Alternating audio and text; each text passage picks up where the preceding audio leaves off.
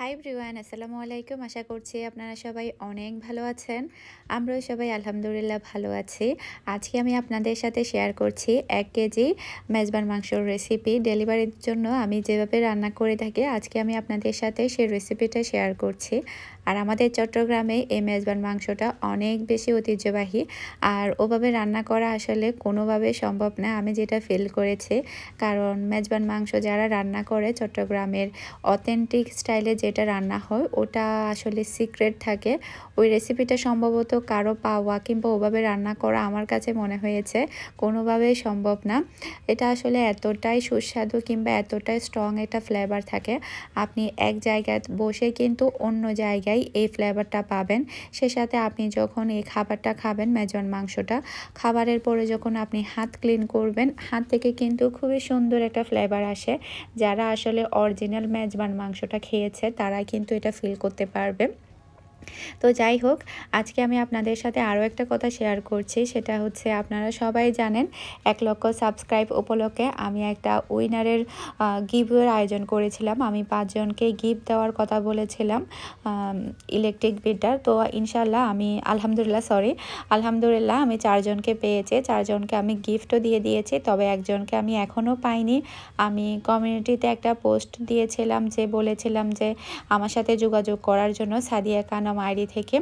এরপরে হচ্ছে তার কিছুক্ষণ পরে আমার সাথে একজন যোগাযোগ করে, তবে উনি আমাকে যথাযথ কোনো প্রমাণ আমাকে দিতে পারেনি, যার কারণে আমি গিফটটা ওনার হাতে দিতে পারিনি। কারণ আমি সঠিক কোনো প্রমাণ ছাড়া কাউকে আমি গিফটটা দিব না, কারণ যে প্রাপ্য তাকেই দিতে হবে আমার। তো আমি কিন্তু এখনও ওয়েট করছি ওনার জন্য। আমি আরও ২টা দিন অপেক্ষা করব। যদি এই ২ দিনের মধ্যে যদি কোনো রিয়েল আইডি থেকে আমার সাথে যোগাযোগ না করে কিংবা কোনো প্রমাণ দিতে না পারে, তাহলে কিন্তু ২ দিন পরে যে কোনো একটা সময় আমি আগে যেভাবে উইনার ঘোষণা করেছিলাম ওভাবে আমি সময় বের করে আরও একজনকে উইনার ঘোষণা করে গিফটটা আমি তার হাতে দিয়ে দিব। কারণ আমি আর কতদিন অপেক্ষা করব আপনারাই বলুন। আমি আরও ২টা দিন অপেক্ষা করছি, যেহেতু ওটা ওনার অধিকার ছিল, উনি উইনার হয়েছে, সেজন্য আমি আরও ২টা দিন অপেক্ষা করব। আশা করছি আপনারা বুঝতে পেরেছেন। সে সাথে হচ্ছে আমি বলেছিলাম ইলেকট্রিক বিটার গিফট করব, কিন্তু বর্তমানে চট্টগ্রামে হচ্ছে ইলেকট্রিক বিটার প্যারাসনিক কোম্পানির খুব অ্যাভেলেবেল ছিল না, যার কারণে আমি সবাইকে টাকাটা দিয়ে দিয়েছি। তো যে শেষের উইনারটা হবে, সামনের মানে যে ৫ নাম্বারের উইনার, তাকেও আমি টাকা দিয়ে দেব। তো আমার সাথে প্লিজ যোগাযোগ করবেন। আর আসলে টাকা কিংবা গিফট ওটা আসলে খুবই সামান্য ব্যাপার, কিন্তু আনন্দটাই থাকে সবচাইতে বেশি। তো আমি অলরেডি ৪ জনকে আমার গিফট দেওয়া হয়ে গিয়েছে। জাস্ট আমি একজনের আমানত নিয়ে বসে আছি এতদিন ধরে। আমার সাথে প্লিজ যোগাযোগ করবেন যদি আমার এই ভিডিওটা আপনি দেখে থাকেন। আর অবশ্য সাদিয়া কানম আইডি থেকে কিন্তু অনেক নামে হয়ে থাকে, অনেক আইডি হয়ে থাকে, তবে সঠিক কোনো আইডি ঠিকানা যদি আমি না পাই তাহলে কিন্তু আমি দেব না, অন্য আরেকজনকে দিয়ে দিব। তো যাই হোক, এ কথা তো বিস্তারিত বলে ফেললাম। এখন আমি আপনাদের সাথে রেসিপি শেয়ার করছি। এখানে আমি আদা রসুন নিয়েছি, এটাকে আমি পেস্ট তৈরি করে নেব। সে সাথে দিয়ে দিচ্ছি ৩ টেবিল চা চামচের মতো নারিকেল বাটা বলতে এটা কোরানো নারিকেল। আর এখানে আমি মাঝারি সাইজের ১ টুকরো আদা নিয়েছি, আর একটা বড় সাইজের একটা গোটা রসুন নিয়েছি। আমি একসাথে সব কিছুই পেস্ট করব। এরপরে দিয়ে দিচ্ছি আমি এখানে সরিষা, আর আমি এখানে সরিষাটা ব্যবহার করছি হচ্ছে হলুদ সরিষা। এখানে আমি বাদাম দিয়ে দিব। আমি এখানে ২ প্রকারের বাদাম অ্যাড করব। আমি যে স্পেশাল মশলাটা ব্যবহার করছি সবই আমি একসাথে ব্লেন্ড করে নিচ্ছি। আর আমি ১ কেজির মাংস রান্না করছি, আর রান্না করার পরেও কিন্তু এটা ১ কেজি হবে। তো অনেকে হয়তো বা এখন বিজনেস করছেন, তো বিজনেস সূত্রেই কিন্তু আমি আপনাদের সাথে এসব বিষয় শেয়ার করছি। তো এরপর দিয়ে দিচ্ছি হাফ চা চামচের মতো মেথি। আর এখানে কিন্তু হলুদ সরিষা ব্যবহার করতে হবে, কালো সরিষা ব্যবহার করলে কিন্তু কখনো হবে না, তখন দেখা যাবে রান্নাটা কালো হয়ে যাবে। আর সরিষা মেথি এগুলো সবই ব্যবহার করতে হবে। এরপরে দিয়ে দিচ্ছি আরও ১ প্রকারের বাদাম, চাইলে আপনারা ১ প্রকারের বাদামও দিতে পারেন। আমি এখানে ২ টাইপের বাদাম দিয়েছি, যে কোনো একটা দিলেই হবে, এটা কোনো ব্যাপার না। আর বাকি যে উপকরণগুলো দিয়েছি সেগুলো অবশ্যই দিতে হবে। এরপরে সামান্য একটু পানি দিয়ে এটাকে আমি ভালোভাবে পেস্ট তৈরি করে নেব। যেহেতু এখন অনেকেই বিজনেস করছে, ঝাল আইটেম নিয়েও বিজনেস করছে, কিন্তু পরিমাপটা বুঝতে পারে না, মানে কতটুকু মাংস দিয়ে রান্না করলে রান্না করার পরে ওজনটা কতটুকু হবে। আমি আসলে আমার নিজস্ব আইডিয়া থেকে এইসবগুলো করে থাকি। বরাবর 1 কেজি মাংস দিয়ে যদি আপনারা মেজবান মাংস রান্না করেন, তাহলে রান্না করার পরেও কিন্তু সব মিলিয়ে 1 কেজি হবে। আর আপনারা তো সবাই জানেন মাংস রান্না করার পরে কিন্তু কমে যায়, মানে একটু ওজনটা কমে আসে। সেক্ষেত্রে কিন্তু 1 কেজির জন্য বরাবর 1 কেজি মাংসই আপনাকে বরাদ্দ করতে হবে। আশা করছি আপনারা বুঝতে পেরেছেন। আর আমার আজকের ভিডিওটা যদি আপনাদের কাছে ভালো লেগে থাকে, যারা এখনও আমার চ্যানেলটি সাবস্ক্রাইব করেননি, প্লিজ আমার চ্যানেলটি সাবস্ক্রাইব করে নেবেন আর ভিডিওর মধ্যে একটা লাইক দিতে ভুলবেন না। আর আজকে আমি যেভাবে মেজবান মাংসটা রান্না করেছি, এভাবে আপনারা একবার ট্রাই করতে পারেন। আশা করছি অনেক ভালো লাগবে। এরপর আমি এখানে দিয়ে দিচ্ছি 1 কাপের মতো পেঁয়াজ কুচি, বড় সাইজের একটা টমেটো কুচি। এরপরে যে স্পেশাল মশলাটা আমি পেস্ট করে রেখেছি সেটা পুরোটাই দিয়ে দিচ্ছি।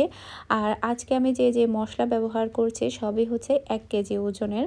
আপনারা যদি এর থেকে বেশি রান্না করেন কিংবা 2 কেজি রান্না করেন, তাহলে কিন্তু মশলার পরিমাণটা কিন্তু এর থেকে ডাবল হয়ে যাবে। সম্পূর্ণ মশলাটা আমি এখানে দিয়ে দিলাম।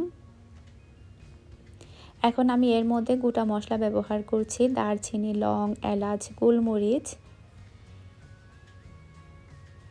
এরপরে কিন্তু এখানে আমি আরও কিছু স্পেশাল মশলা ব্যবহার করব, সেটা আমার আসলে ভিডিওর মধ্যে কাট হয়ে গিয়েছে। পরবর্তীতে আমি এখন দিতে ভুলে গিয়েছিলাম, পরবর্তীতে আমি এটা অ্যাড করে দিয়েছি। এরপরে এখানে আমি গুঁড়া মশলা অ্যাড করছি, 1 টেবিল চা চামচের মতো মরিচের গুঁড়া, হাফ চা চামচের মতো হলুদের গুঁড়া, হাফ চা চামচের মতো ধনে গুঁড়া, হাফ চা চামচের মতো জিরে গুঁড়া, আর 1/4 চা চামচের মতো গরম মশলা গুঁড়া।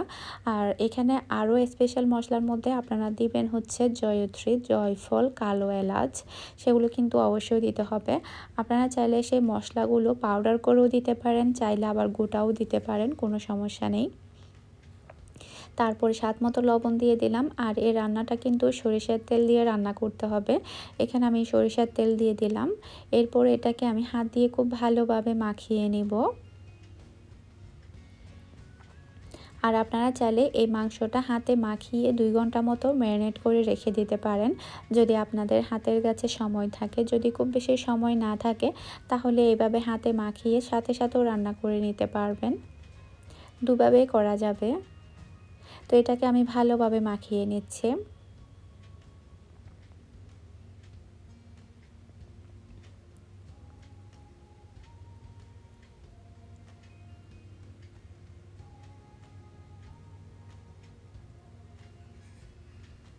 এই যে এটা আমার ভালোভাবে মাখানো হয়ে গিয়েছে।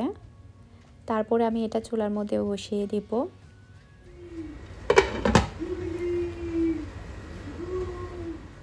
এখন আমি মাংসটাকে একটু ভালোভাবে কষিয়ে নিব।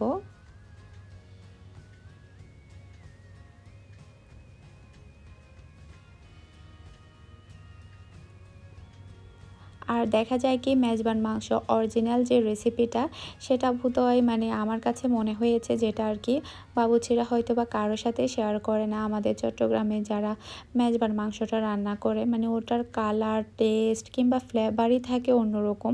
ওরা আরও অনেক কিছুই এখানে অ্যাড করে, যেটা কিনা আমরা জানি না।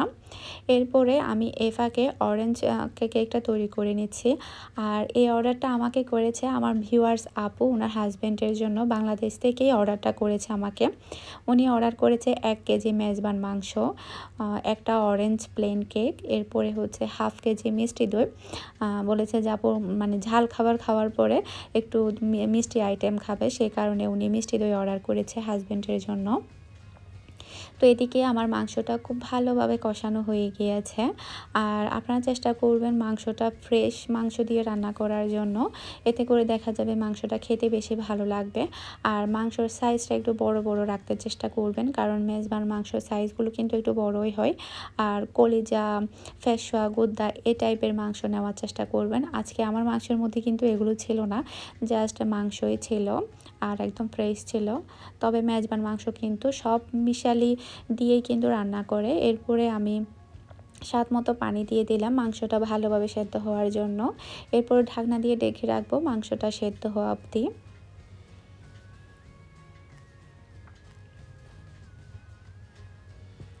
মাংসটা কিন্তু প্রায় মোটামুটি হয়ে এসেছে। এখন আমি ফ্লেভারের জন্য দিয়ে দেব কয়েকটা গোটা কাঁচামরিচ। এখনো একটু সময় বাকি আছে।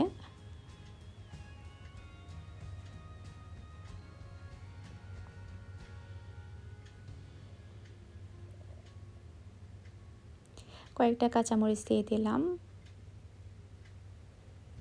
এরপরে আর 5 মিনিটের মতো আমি এটাকে রান্না করব। এরপরে চুলাটা আমি বন্ধ করে দিব।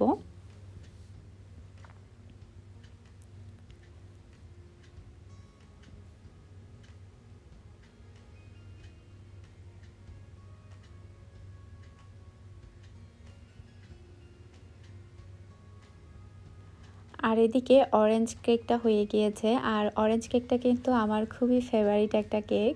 আসলে অন্যান্য কেকের থেকে, প্লেন কেকের মধ্যে থেকে অরেঞ্জ কেকটা কিন্তু অনেক বেশি টেস্টি হয়।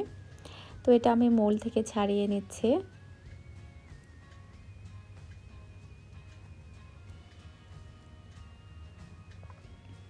আর অনেক আপুরাই দেখছি বাংলাদেশ থেকে হাজব্যান্ডের জন্য অর্ডার করছে।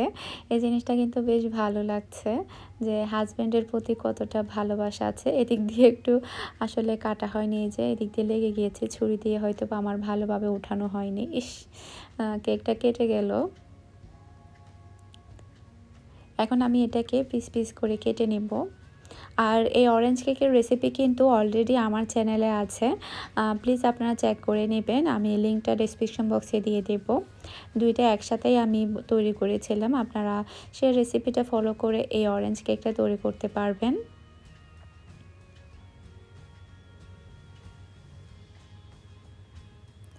আমার কাছে মনে হয় কি, অরেঞ্জ কেকটা যে একবার খাবে তার কাছে কিন্তু অন্য আর কোনো প্লেন কেকই ভালো লাগবে না। এই যে এখন আমি এটা প্যাকেট করে নেব। তো এদিকে হচ্ছে আমার মাংস রান্না করাও হয়ে গিয়েছে। এখন আমি বক্সের মধ্যে ঢুকিয়ে নিচ্ছি। আর এখানে কিন্তু লাইটিংয়ের কারণে কেকের কালারটা একটু কেমন যেন লাগছে, তাই না? কেকের কালার কিন্তু প্রথমে আপনারা যেভাবে দেখেছেন ওইভাবেই ছিল। এখন লাইটিংয়ের কারণে একটু অন্যরকম লাগছে। আর আমি মাংসটা মেপে নিচ্ছি। এই যে দেখতেই পাচ্ছেন 1 কেজি মাংস দিয়ে রান্না করলে বরাবর 1 কেজিই হবে।